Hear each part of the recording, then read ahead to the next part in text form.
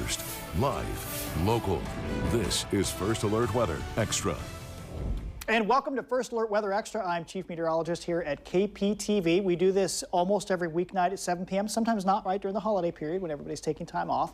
But I'm joined by Camila Orti. How you doing? Hello, good. We've got a lot to talk about tonight. We have some weather to talk about. We sure do. And maybe, just maybe an encouraging trend. Maybe, I don't know, we'll see. I think so. I think people are going to like where this is going. Folks, hopefully. this is going to be a deep dive into all the weather information. We got plenty of time. There's no time limit, you know, other than we get hungry and it's a break between shows. So I just slammed a sandwich, so I'm good. I'll talk for an hour. Oh, you just did that sandwich. That's right. Yeah.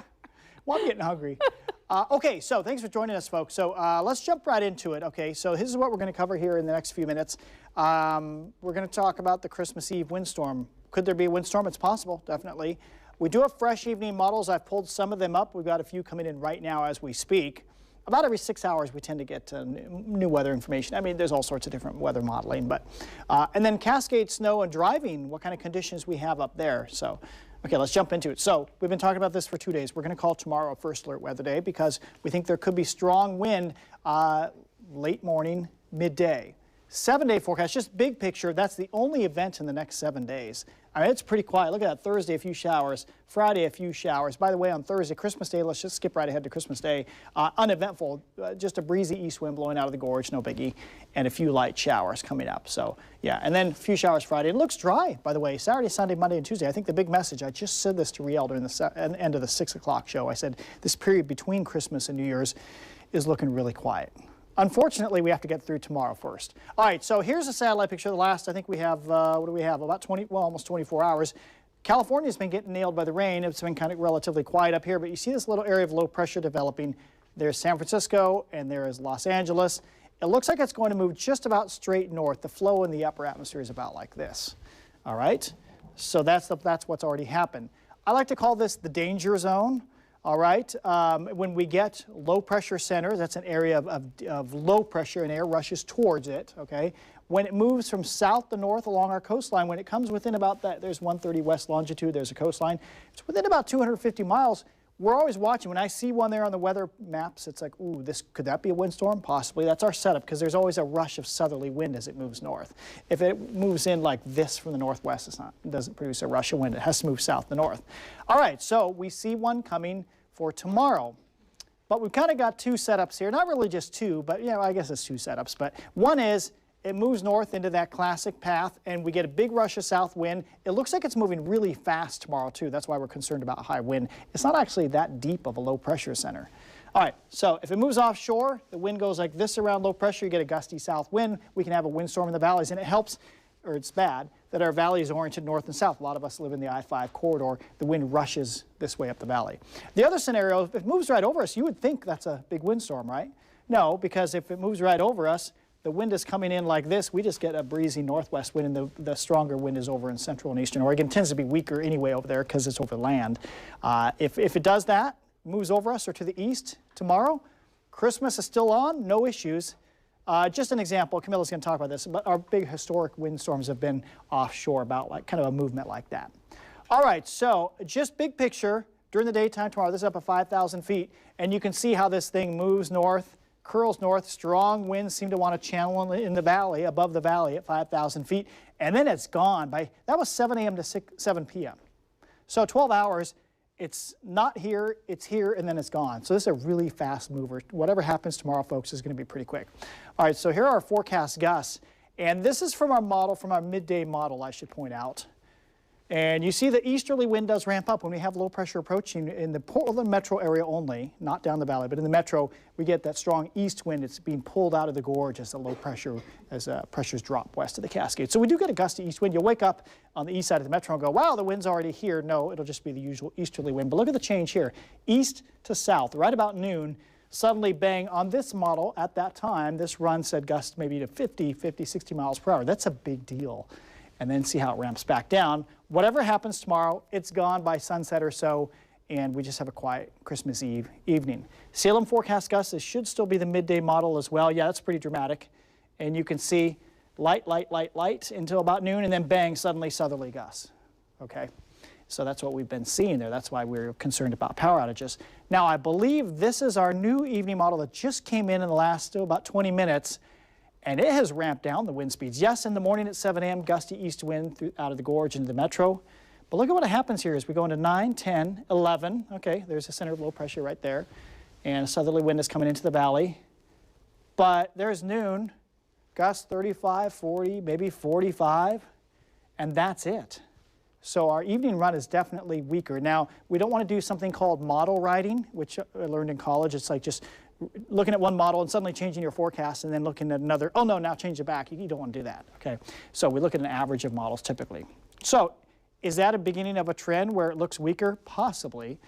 Well, for now, we're going to say south wind gusts somewhere between 40 and 55 miles per hour tomorrow at midday. That would give us lots of outages if we get gusts to 55. If we only get gusts to 40, which is still possible, we could get out of this with just gusts 35, 40 miles per hour. An outage or two, no big deal. Most of us continue on with our lives. We know it's going to be between 10 a.m. and 2 p.m. Scattered to widespread tree damage and outages. Scattered would be the 40 mile per hour gusts. 55 would be the widespread. Tomorrow's my trash can day, so it could go down the street, could go flying down the street. That is a possibility tomorrow. All right, so first alert weather day to kind of recap here. Morning and midday, you've seen the time period there. Strong wind is possible. Fingers are crossed, we're only going to 40, then it's not such a big deal, doesn't mess up our lives as much. Rain, we haven't talked about rain, right, Camilla? Did I say anything about rain? Not yet. I did not. All right, so just light rain. And widespread power outages and down trees are possible, especially if we get the high-end wind speeds there. And again, you've seen that 7-day forecast. That is the only event coming up. Okay, so Camilla, you're going to talk about some past storms, which are pretty interesting. Yep. And how this compares, and also you got a comparison of different models too. That's right. Yeah, because you showed that graph model, right. Which the previous two runs were a little bit stronger, right? The 12Z, 18Z. Maybe the last 4 were really strong. Yeah, showing more of those like kind of 50+ mile per hour gusts. I think the morning run, or was it the not the midday or morning run? One of those two had a gust to 70 at Salem. Yeah. And we're not seeing that now suddenly. Right. So that's good news. Yeah. That's good news. That'd be nice. Also good news is another model that we like here. This is the Euro. Also has never or hadn't gone as strong as the graph ever did. So let's take a look. Let's see what this model's interpretation of this event looks like. So this takes you through. Okay, we're starting at 7 a.m. Still showing that kind of easterly flow here through the gorge. So, I mean, a breezy day for sure to start out of the east. And then there's that switch to the southerly wind. Euro is having this arrive a little bit earlier, I noticed, than the graph. But notice those wind gust speeds. Not too shabby, mid-30s. Okay, you see the areas of kind of yellowish orange there. That could be up to 50 miles per hour, okay? But that looks like it's more so kind of in the foothills and the Cascades. Okay, there's a peak gust there, 45 miles per hour in the metro area. That's at 11 a.m. Again, this is according to the Euro model. And then by, 2, 3 p.m., it's over with. We're seeing gusts kind of back around 20 miles per hour out of the southwest, no big deal, okay? So let's compare. Let's have these kind of still side by side. So the graph model, which is what Mark was showing a little bit earlier, is on the left-hand side. The Euro model that I just kind of walked you through is on the right-hand side. These are stills from 11 a.m. So notice graph model saying, nope, the event is not really here yet at 11 a.m. The Euro model is saying it is, that our strongest gusts are going to be kind of in that late morning to about noontime. So that's kind of interesting. That's one way they're differing. But then also pay attention to the numbers. Euro is maxing us out at 45 miles per hour. And then the graph model, again, before had 50+ mile per hour gusts. Now it's backed off a little bit. It's giving us 40 mile per hour gusts in the metro area. But notice those areas of yellow, orange, kind of reddish coloring a little bit to our south. I believe that's 50-ish mile per hour gusts, right, Mark? Yes. Yeah, he's nodding. So that's still pretty strong. Sometimes the timing doesn't line up exactly right. It's giving us kind of hourly averages. But then the Euro model on the right is saying that by, this is 1:15 p.m., it's over. We're done. We're seeing gusts back in that 20 to 30 mile per hour range. No big deal as far as outages and, widespread destruction goes, okay? All right, so let's take a look back at some of our historic windstorms here in the Pacific Northwest. We're going to go from kind of more current and then take you into some older windstorms as well. So first we're going to talk about the December 1995 windstorm. This happened on the 12th. So you can see the peak gusts here in miles per hour. Okay, 65 to 75 almost mile per hour gusts. That's pretty juicy. 74 at the airport. Very strong along the coast. You can see 100+ mile per hour gusts out there, 119 at Sea Lion Caves. And similar kind of setup. This was southerly gusts, all right? Pretty much all of these windstorms are going to be that strong southerly gusts as that low pressure center treks north along the coastline or just off the coastline. Okay, next, 1981, going back in time here. Friday the 13th storm. So this was November 13th. A little bit stronger. Now we're seeing 70 to 85 mile per hour gusts there in the metro area. Okay, zooming out a little bit more. Didn't seem as dramatic for the coast. 100 mile per hour gusts there in Florence. Look at Lookout Mountain though. Woo! 130 mile per hour gusts there. That's pretty juicy.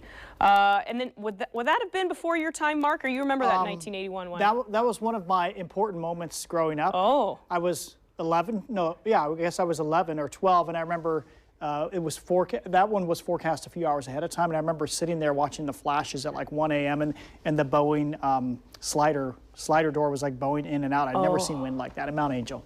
Wow, so there you go. Around 70. And that's when you were like, I need to do this That for a was living. one of my first, like, ooh, the weather is pretty cool. Yeah, that's pretty wild. Okay, and then this one would have been before your time, Yes. Mark, right? October 12th, 1962, the Columbus Day storm. This is arguably our most famous one, and Mark told me the strongest non-tropical storm to hit the United States was here, right here in our neighborhood. Yeah. So how did this set up? You remember Mark showed you kind of where that danger zone is. Well, that's exactly how this kind of panned out. You can see the storm path, low pressure center moving from south to north, just offshore, within that kind of 250 mile per hour range. And this was actually a remnant of a typhoon, which is hurricane, right? Hurricane Frida or Typhoon Frida. So just already kind of a strong, deep low. It deepens rapidly, moves quickly up the coastline, and just like Mark explained, it sucks that kind of air from south to north. Very strong for us here in the valleys, continues trekking north into the Gulf of Alaska, and so that's why it was so damaging. And the faster this moves, the faster the low pressure center actually moves from south to north, can make it more damaging. So just an incredible one. Look at some of these numbers here. We've got some peak gusts for you. So metro area, my goodness, 116 mile per hour gusts at the Morrison Bridge. Amazing. I mean, imagine what kind of damage these sorts of gusts would cause now. I should point out the 104 at the airport was estimated. Oh, okay. And I think at Corvallis, I think you have a Corvallis gust coming up here. Yeah, zooming out, let's see. At that, I think on the official observation form, it says observer left the building. Oh, it was okay. too dangerous. Yeah. Yeah. Well, and I mean, how did the sensors and everything work back then? Some of them in the disappeared. 60s? Yeah, right? But still, some really impressive stuff. Look at the gusts there along the coast. That's crazy. 145 plus, probably estimated there at Cape Blanco, but still, crazy, crazy stuff. So that was just kind of the perfect setup, right, Mark? That's how you want. No one ever wants a destructive windstorm like this. But if you're a weather geek, everything has to be in place for this to happen. And notice we get our windstorms in different parts of the region, different ways. Did you see the Dalles? The peak gust was 29, and I think it was 47 at Redmond for that one. They just had much stronger wind last week. So that's not how the East Cascades gets their big wind, or the Gorge. Right. Yeah. Like you said, the valley, when it's that north-south orientation. Right. All right. So let's take a look at some of the power outage numbers here. Going by storm, we don't have that 1981 one on there, but we have a 2006 windstorm. I'm trying to no, this would have been before I got here, but you can probably talk about this one a little bit, Mark. It was in, I believe it was that the December one? Oh, that was the Hanukkah Eve storm. It hit Seattle much harder than us and Western Washington. We were at the edge of it. Okay. But look how many outages there were. Yeah, 250,000, that's your peak number of PGE customers out, and the longest outage was 4.5 days. Okay, so that's pretty significant. 1995 windstorm, 300,000 PGE customers out. 6 days for the longest outages. And then that historic one we talked about, 1962, Columbus Day, 262,000, 14 days for the longest outages. And also, keep in mind that the number of PG... Oh, you've got it right there. There you go. You're ready to go. That was the big reveal, Mark. Yeah, 98% of customers out for that 1962 storm. That's pretty crazy. Yeah, almost everybody was out. Yeah, wow. That really tells a story there because, of course, yeah, PGE continues to get more and more customers, right, as time goes on. So, yeah, that's a pretty important number right there. All right, what else do we got? What is this? I don't remember putting this in. I nice think camera. that, yeah, nice little, where is this? North Columbia and Upland, okay.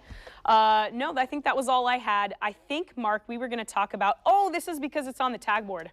Except that is camera, not the right? tag board computer. I'm going to fix something, I think, within your show. Oh, okay. I might have pulled the wrong scene in, but we're going to take a look. But I could fix it if I can figure out why.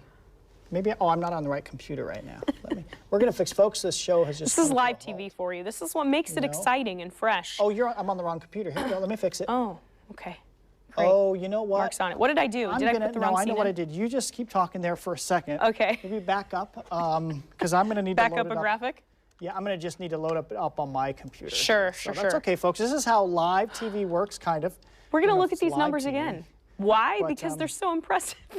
Yeah. No, but I mean, okay, so let's say, Mark, we can just talk about this while you're doing that.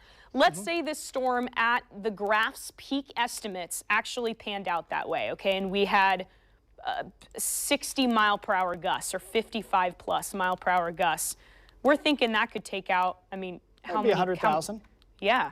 Easy. Okay. Didn't the other night we were at 120 or so, I believe, right? I think that's right, yeah. From the, yeah, it was also southerly gusts. There Right? you go. No, you're talking about the day we got strong westerly The west wind gusts. the other day. Yeah. So that would be pretty significant. I think what we need to do, let's switch to our computer. I'm sorry, let's switch to our graphics 2. Jacob, the director here. If we could switch to graphics 2, you can just go ahead and take it full if you can, when you get a chance. And then Camila, I guess you'll have to come over to the chroma key. Okay, we can do that. Because what we're going to look at here is we're going to look at some online stuff, because we got some new information online this evening, which is pretty interesting. There we go. Perfect. All right, so you're like, what am I looking at? But Camila, she's going to come over there. I'm going to come over. I'm going to be your Vanna White Yeah, here, you're great, Mark. you're This great. is going to be fun. A Vanna White that can run a triathlon. And the reason we wanted to do this is because this is, you know, a weather show. We can be a little bit more long-winded, and we've got a lot more models that we can talk about. In fact, we were thinking, since this is not on TV, this is online, can't we have like a little Christmas signature cocktail or something? That would be nice. Honestly, a little. Well, you said, what did you say? Hurricane? Oh yeah, the hurricane. Which would be on brand, but I think like a spiced eggnog sounds better for this time of year. Okay, so now why am I frozen out? Oh, I know what my problem is. Hang on, wrong computer. Folks, we're running like 3 different computers and we're pulling our act together here. It's actually going to happen. Here we go. Yeah, so there we go. Okay, so what I want to show you here, you're like, what am I looking at? This is just surface pressure off the European model, okay? And let me go a little farther south. So the time, there's the time would be, this is about 7 p.m. How do I get that thing out of there? Now I'm annoyed. Okay. No, I don't want to sign out. Okay, just a minute. I'm almost there. Here we go.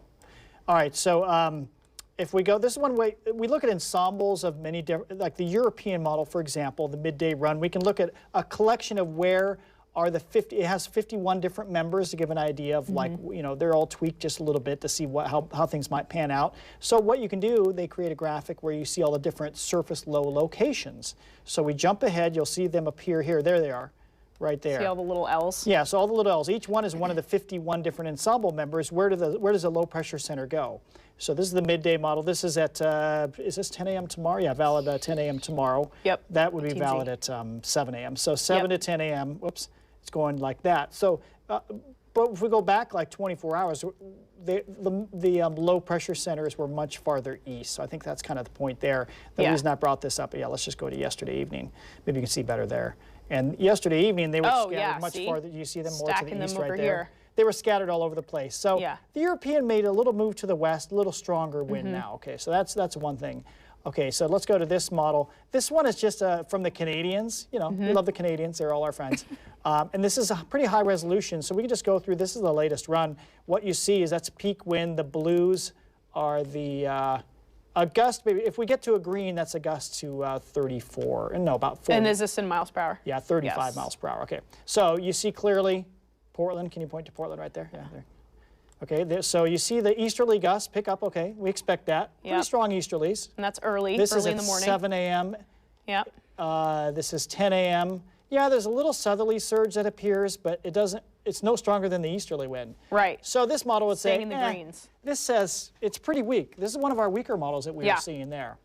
Okay, then let's go to the NAM. Oops. Oh boy. Please don't, oh good Lord, don't make me accept cookies in the middle of the show. There we go. NAM. This is the latest NAM, and same thing, easterly wind. This is at, let's go to, it always overdoes wind speeds, by the way, I've noticed. Yeah. This is at 4 a.m. 4 a.m., right? Okay. There's no wind in the valley. We got a gusty easterly wind. So what does it do? Okay, easterly still going. Okay, here comes a southerly. And by the way, this is peak wind over the entire model run. So the easterlies won't disappear on this graphic. Right. They're still there. But here, this is at 10 a.m., 11, 12, 1. This is 1 p.m. Okay, so the maximum here, 48. what it has, yeah, the 48 was easterly, I believe, actually, yeah. which is probably overdoing it. But it only has 45 and 46 at Salem and Aurora, down here to the south. But look at this. I think most important is this. So this is the evening run. Let's look at, stand by. Let's look at this morning's run. Whoa. Yeah. Well, here's the difference. Crazy. It is yeah, 70 weaker. plus. Look at that. It was producing 70 to 80 mile per hour gusts up the valley here. Right. So it has backed way off on the wind. So that's pretty interesting. So we got two models there, ours, the graph, and also the NAM that like totally backed Really out. backed off just recently. Yeah, just in this run, which is the evening run. So this is pretty interesting. So here's the HER. Okay, same time. We're zoomed out a little bit farther here, and there you go.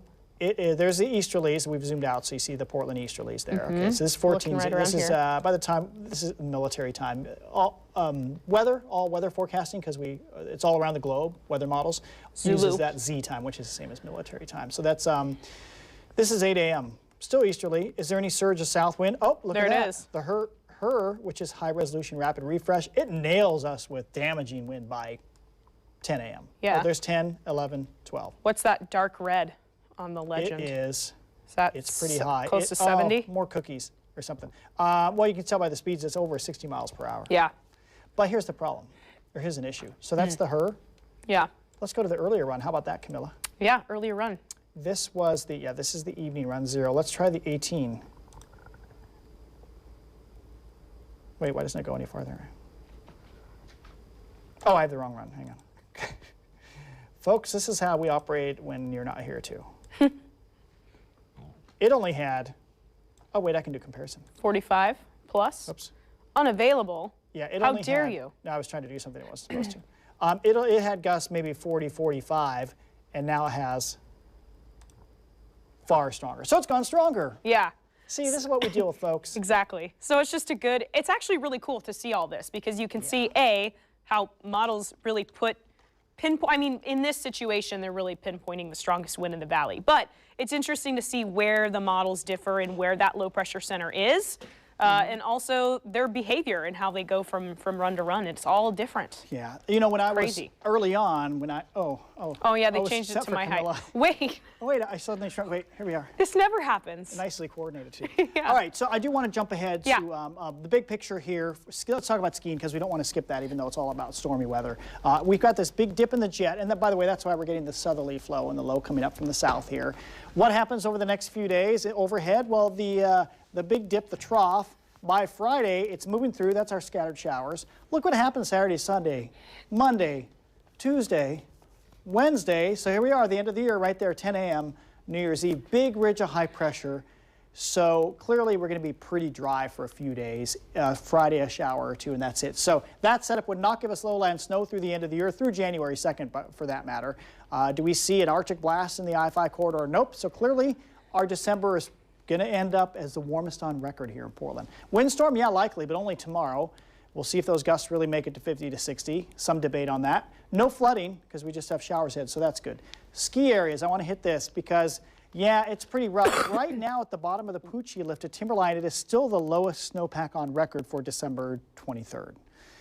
But they were able to keep open Bruno and Pucci lifts. That happened yesterday. Mount Hood Meadows open today with Buttercup, Easy Rider, and Daisy lifts. So there is some skiing.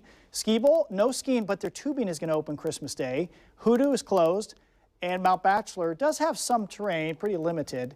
Will it change? Here's the bad news. With that big ridge, I don't see things changing. Snow level does dip pretty low on Friday and Saturday, but it looks mostly dry here, just a few scattered snow showers. In fact, here's a snow forecast, and we'll go all the way through the weekend. This is through Saturday. Friday into Saturday, a few inches, 3, 4, 5 maybe.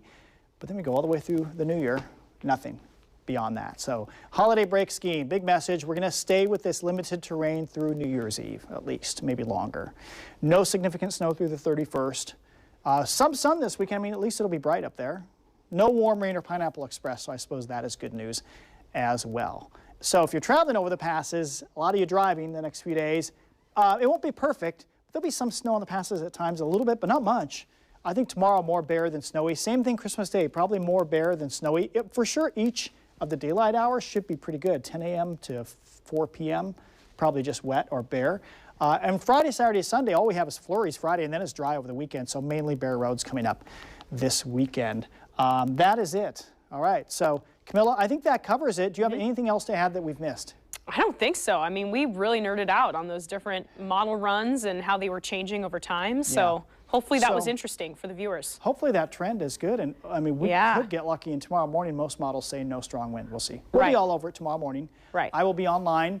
And then I was going to say, these First Alert Weather Extras here, they do live on our weather page, kptv.com. It's just across the top, it says First Alert Weather Extra, so you can always watch it like an hour later after, if you miss it live.